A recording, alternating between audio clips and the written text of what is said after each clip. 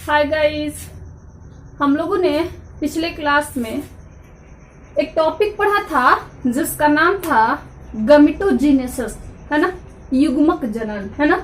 और युग्मक जनन टॉपिक में हमने पढ़ा था कि इसमें युग्मकों का निर्माण होता है, एक मेल युग्मक, एक फीमेल युग्मक, एक अंडाणु, एक शुक्राणु, है ना। और इस तरह उसको हमने दो पार्ट में डिवाइड किए थे। एक था हमारा स्पर्मेटोजेनेसिस, शुक्राणु जनन, और दूसरा है हमारा oogenesis, अंडाणु जनन। और आपने पढ़ा था कि जो स्पर्मेटोजेनेसिस होगा, जो शुक्राणु जनन होगा, वो किस में होगा? तो वो आपने पढ़ा था मेल में, उसके टेस्टिस में होगा, है ना। ठीक है, जिसमें क्या बनेंगे? मेल गैमेट्स बनेंगे, स्पर्म बनेंगे, है ना। यहाँ पर हम देखें तो हम oogenesis पढ़ने जा रहे हैं, है ना। तो जिस तरह से स्पर्मेटोजेनेसिस में स्पर्म बन रहे थे, उसी तरह से यहाँ पर भी ऊ का मतलब होता है ओवा, है ना। ओ का मतलब होता है वो ओवा, और ओवा का मतलब होता है अंडाणु, और जो अंडाणु होता है बेटा जी, ये अंडाणु ही क्या होता है? फीमेल का गैमिट होता है, फीमेल का युग्मक होता है जो निषेचन में भाग लेता है ना। मीन्स जो शुक्राणु से निषेचित होकर भ्रूण का रूप धारण करता है ना। अब यहाँ देखें जीनेसिस, तो जीनेसिस का मतलब क्या होता है? तो जीनेसिस का मतलब होता है बनना, है ना। मीन्स आप क्या बताओगे? अंडाणु का बनना क्या है? oogenesis है ना। ठीक है, लेकिन ये oogenesis की प्रक्रिया जो होती है वो कहाँ होती है? ये प्रक्रिया फीमेल में होती है। कहाँ होती है बेटा जी? फीमेल में होती है ना, स्त्रियों में होती है ना। और दूसरी बात है बेटा जी, ये स्त्रियों में कहाँ पर होती है? तो आप बता दोगे कि वहां पर स्पर्मेटोजेनेसिस जो था वो मेल में, गुनैड में हो रहा था। एज यूजुअल मेरे बच्चे, ये अंडाणु जनन जो है मेरे बच्चे, ये कहाँ होगा? तो ये भी फीमेल में कहाँ होगा? तो गोनैड्स में होगा, है ना, गोनैड्स में होगा, है ना। और ये गोनैड्स क्या था? तो आपको पता है मेल गोनैड्स को टेस्टिस बोलते हैं, और फीमेल गोनैड्स को हम ओवरी बोलते हैं या अंडाशय बोलते हैं, है ना। मेल में भी अगर टेस्टिस हो तो उसकी संख्या कितनी होती है? 2 होती है, जो मेल गोनैड है। वैसे ही फीमेल में भी जो ओवरी होती है ना, इस ओवरी की संख्या कितनी होती है? इस ओवरी की संख्या फीमेल में भी 2 होती है बेटा जी, है ना। एक लेफ्ट वाली, एक राइट वाली, है ना। और आपको पिछली क्लास में हमने बता दिया था कि oogenesis की क्रिया ओवरी में होगी, है ना। लेकिन ध्यान देने की बात यहाँ पे ये होगी कि जब ओवरी 2 है, एक लेफ्ट है, एक राइट है, तो याद रखेंगे जब भी oogenesis की क्रिया जो है लेफ्ट वाले ओवरी में हो रहा होगा तो उसमें राइट वाला आराम कर रहा होगा। लेकिन जब भी oogenesis की प्रोसेस राइट वाले में हो रही होगी तो उसमें लेफ्ट वाला आराम कर रहा होगा, यानी दोनों साथ साथ काम नहीं कर रहा होगा। तो मेरे बच्चे, आपने क्लियर कर लिया oogenesis क्या है? तो oogenesis एक प्रोसेस है जिस प्रोसेस में क्या बनेंगे? ओवा बनेंगे। कहाँ पर बनेंगे? फीमेल में बनेंगे। फीमेल में कहाँ पे बनेंगे? तो गोनैड में बनेंगे। गोनैड में कहाँ पे बनेंगे? तो गोनैड हमारा क्या है? ओवरी है, ओवरी में बनेंगे, है ना। और ये भी याद रखेंगे ओवरी की संख्या कितनी है? 2 है, तो दोनों ओवरी में एक साथ यह क्रिया नहीं होगी। लेफ्ट में होगी तो राइट में बंद रहेगा, राइट में होगी तो लेफ्ट में बंद रहेगा, यानी एक एक मंथ का इंटरवल लेंगे दोनों ओवरी, है ना। क्लियर? अब हमारे ध्यान देने की बात है ये मेरे बच्चे कि ये जो oogenesis है ना, ये हमारे ओवरी के अंदर होता है ना। और इसमें होता क्या है? तो इसमें बनता है ओवा, है ना। लेकिन क्वेश्चन यहाँ ये पैदा होता है कि ये ओवा जो है बनता किससे है ना। तो आपको बताया था कि हमारे पेट में, है ना, नेवल के नीचे वाला जो एब्डोमिनल रीजन है, उस एब्डोमिनल रीजन में ओवरी कितने होंगे मेरे बच्चे? 2, एक लेफ्ट होगा और एक राइट होगा, है ना। ठीक है, अब इस ओवरी में क्या होगा? तो आप बता दोगे। इस ओवरी के अंदर बिल्कुल छोटे छोटे हीरे मोती के जैसे, है ना बेटा जी, यहाँ पर सेल भरे पड़े रहेंगे। सेल बोले तो कोशिका, है ना। ओवरी, दोनों ही ओवरी के अंदर बिल्कुल छोटे छोटे, है ना। आपने देखा अनार, है ना, ऊपर से छिलका से भरा और अंदर पूरा छोटा छोटा दाना, है ना। बिल्कुल वैसे ही समझ लो अनार के जैसा, है ना। गोल गोल ओवरी, ओवल ओवरी, और उस ओवल ओवरी के अंदर क्या होंगे, बिल्कुल अनार के दाने के जैसे छोटे छोटे छोटे छोटे इसके अंदर क्या भरे रहेंगे, हीरे मोती जैसे क्या भरे होंगे, सेल भरे होंगे, है ना। ठीक है, क्या भरे होंगे, सेल भरे होंगे, है ना। और इन सेल को हम क्या बोलते हैं, मातृयुग्मक कोशिका बुला लेते हैं हिंदी में, है ना। जो कहाँ भरे पड़े हैं, ओवरी के अंदर, है ना। ओवरी के अंदर भरे हुए इन कोशिकाओं को, इन सेल को, है ना, क्या बुला लेते हैं, तो मातृयुग्मक कोशिका बुला लेते हैं, है ना। या हम इनको बुला लेते हैं जनन उपकला, है ना। ठीक है, या हम इसको बुला रहे हैं अंड जननी, है ना। या हम इसको बुला रहे हैं आदि मातृ कोशिका, है ना।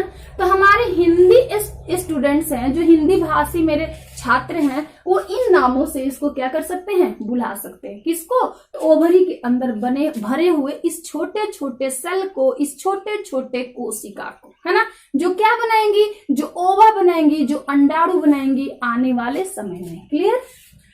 तो अब इसको इंग्लिश में क्या बोलते हैं, तो इंग्लिश में इसको प्रीमोर्डियल जर्म सेल के नाम से बुलाते हैं, या प्राइमरी जर्म सेल के नाम से बुलाते हैं। प्रीमोर्डियल बोल लिया या प्राइमरी बोल लिया, फर्क नहीं पड़ता है।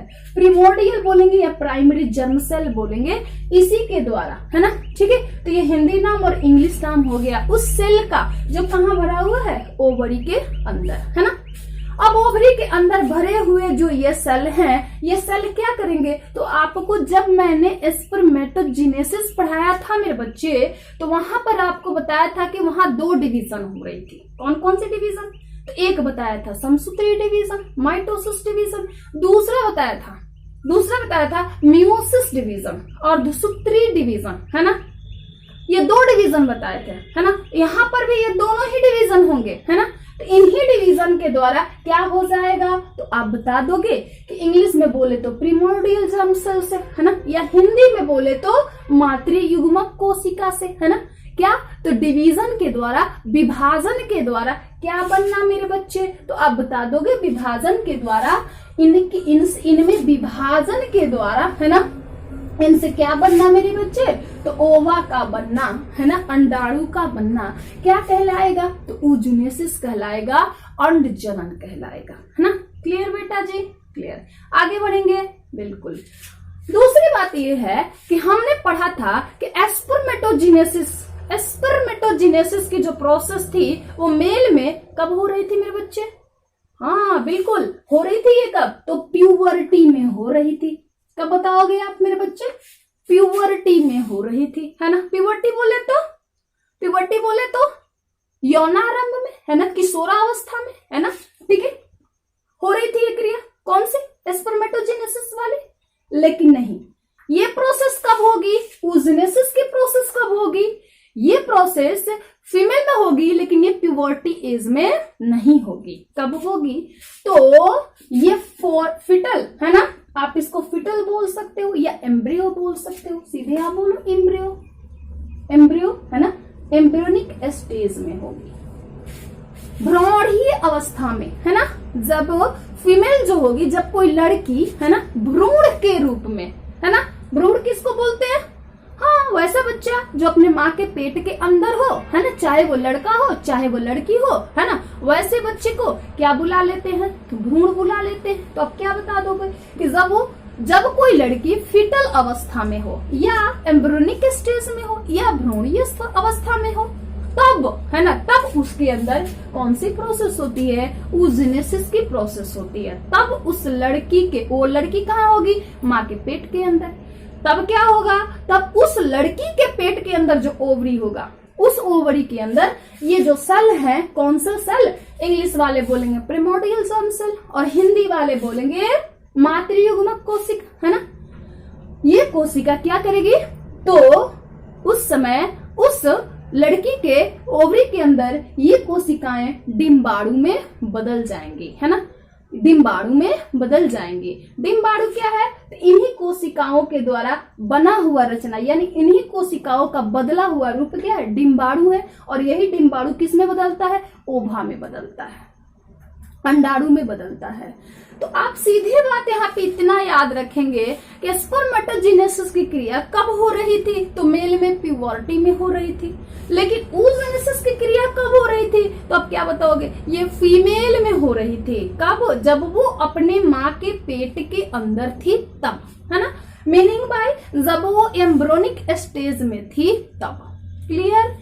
अब देखिए, तो स्पर्मेटोजेनेसिस से क्या हो गया, अलग हो गया, बिल्कुल अलग हो गया, क्योंकि स्पर्मेटोजेनेसिस कब हो रहा था, प्यूबर्टी में। ये कब हो रहा है, जब वो लड़की दुनिया में आई नहीं है, माँ के पेट के अंदर है, तब हो रहा है। तो दोनों क्या हो गया, एक दूसरे से अलग हो गया, है ना। दूसरी बात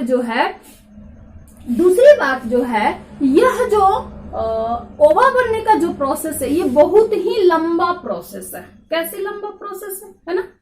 तो सबसे पहले ये सेल जो है किस में बदलेंगे, डिम्बाणु में, है ना। और डिम्बाणु में बनने के बाद क्या हो जाएगी, उस लड़की का जन्म हो जाएगा।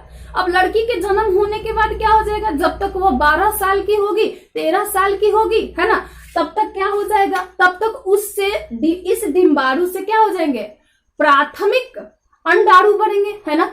और जब प्राथमिक अंडाणु बनेंगे उसके 12-13 साल के उम्र में, तो उसके बाद जब उसमें मेंस्ट्रुअल साइकिल वाली टाइम आएगी, तब उसमें क्या बनेंगे, उस प्राथमिक अंडाणु से क्या बनेंगे, अंडाणु बनेंगे। इतना लंबा प्रोसेस माँ के पेट में थी तो शुरू हुआ, है ना।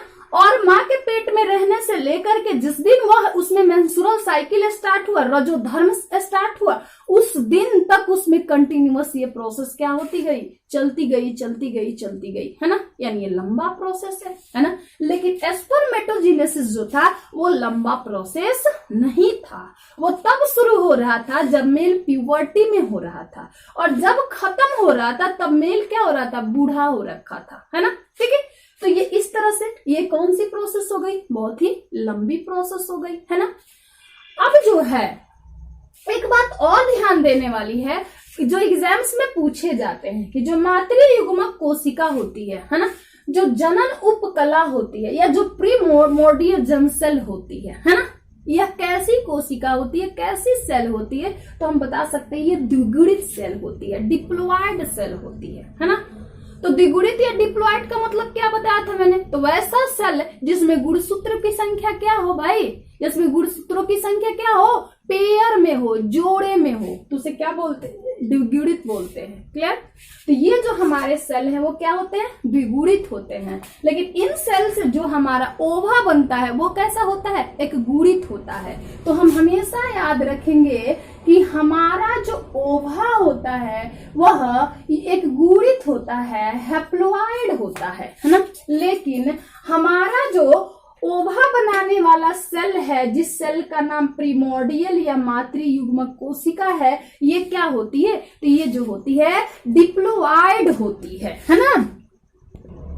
आगे की बात हम करें तो आगे की बात जो है हमारी ये होगी कि ये जो है कौन सी प्रोसेस होगी, तो आप बता देंगे यह डिसकंटिन्यूअस प्रोसेस है ना। लंबा प्रोसेस है, लार्ज प्रोसेस है ना। लेकिन ये कैसा है, डिसकंटिन्यूअस है, मतलब ये लगातार नहीं होता है, होता है रुकता है, होता है रुकता है, ऐसा होता रहता है। क्लियर। अब हम आगे बढ़ेंगे, है ना। आगे बढ़ेंगे तो हमने पढ़ा था कि जो स्पर्मेटोजेनेसिस की प्रोसेस थी, है ना, उस स्पर्मेटोजेनेसिस के प्रोसेस में स्पर्म को बनने के लिए कितने स्टेप्स लग रहे थे, तो 3 स्टेप्स लग रहे थे। यानी स्पर्मेटोजेनेसिस प्रोसेस कितने स्टेप में बटा था, तो 3 स्टेप में बटा था, है ना। सो ऑन, बिल्कुल वैसा ही हमारा जो है oogenesis वाला प्रोसेस, यह भी स्पर्मेटोजेनेसिस की तरह कितने पार्ट में बटेगा, तो 3 पार्ट में बटेगा, है ना। ठीक है बेटा जी, समझ आ रही है आप लोगों को। हाँ, तो चलिए समझ आ रही है तो आगे बढ़ेंगे, है ना।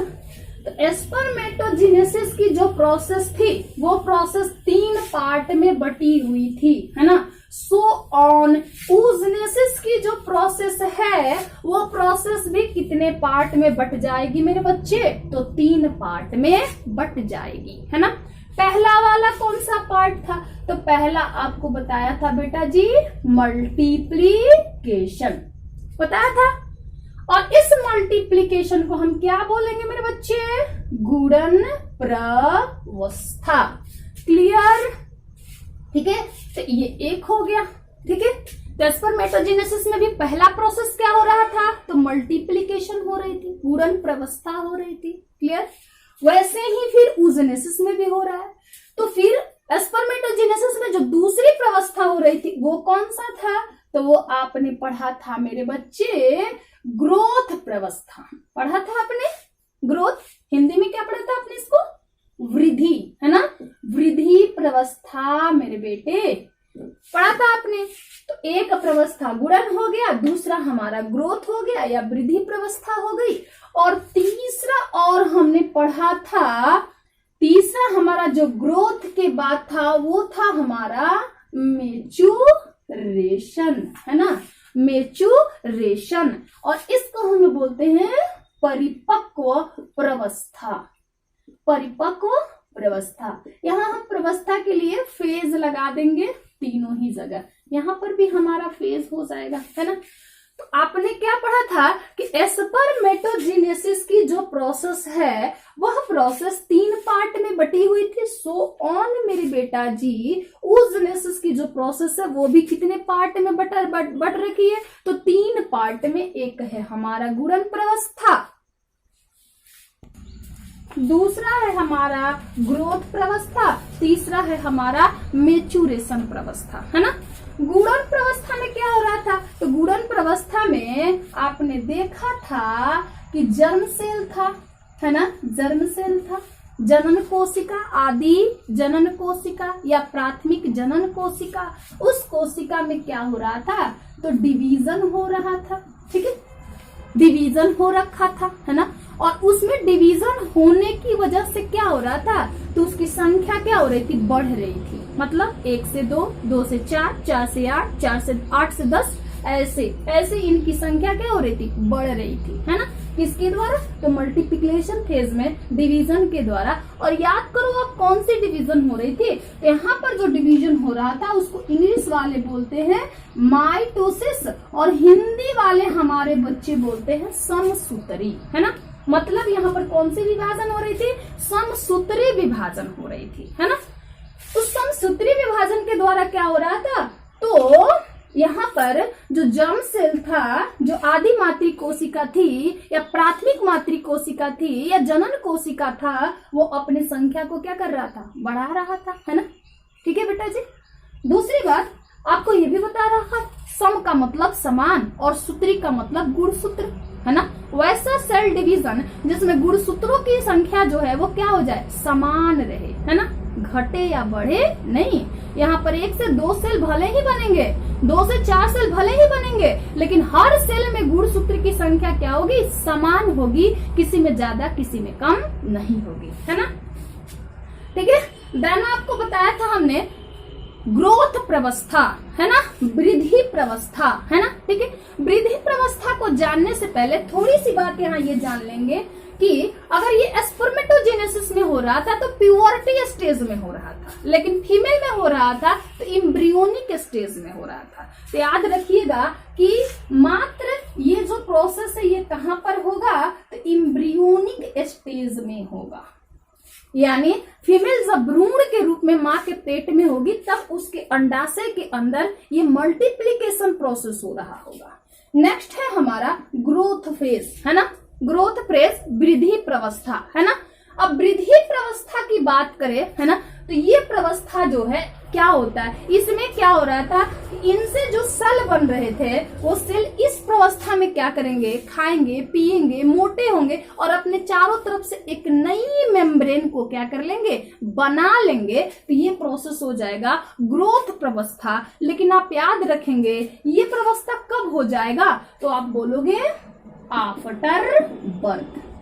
ठीक है, आफ्टर बर्थ कब, तो जब वो लड़की जन्म ले लेगी और जन्म लेकर के जब 12-11 साल की उम्र में जाएगी तो ये प्रोसेस उसमें क्या हो जाएगा, शुरू हो जाएगा। ठीक है, नेक्स्ट अब हमारा हो जाएगा मेचुरेशन फेज, है ना।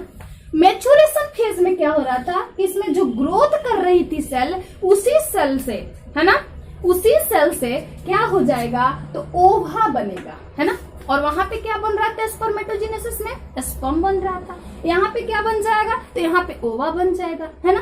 ठीक है, लेकिन इसमें जो ओवा बनेगा बनेगा, ये कब बनेगा, तो जब लड़की में शुरू हो जाएगा कौन सा साइकिल, तो आप बोलोगे रजोधर्म, है ना।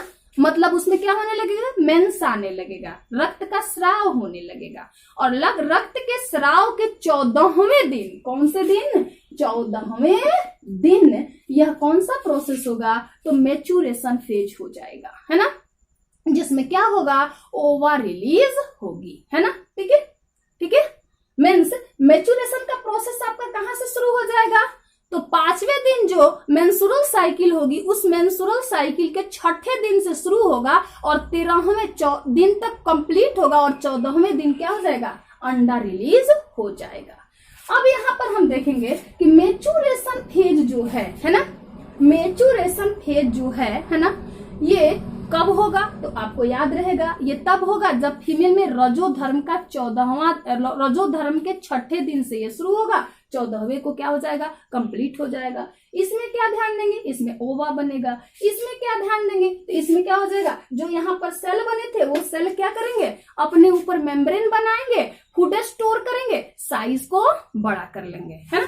तो ये हमने मोटा मोटी प्रोसेस पढ़ा, जिस प्रोसेस के द्वारा क्या बनेगा, ओवा बनेगा फीमेल में, है ना। ठीक है, लेकिन आगे अब हम पढ़ेंगे अगले क्लास में, इसको अच्छे से देखते हुए कि ये प्रोसेस कैसे कैसे हो रहा है और इसमें कौन कौन से सेल, कितने सेल और कैसे बन रहे हैं, है ना। इसमें हम हमेशा याद रखेंगे यहाँ पर मियोसिस सेल डिवीजन होगा, है ना, जैसे वहां पर हो रहा था, है ना, जो 2 पार्ट में हो रहा था, फर्स्ट और सेकंड के फॉर्म में। क्लियर, तो देन अगले क्लास में फिर मिलेंगे। Okay, bye, see you to.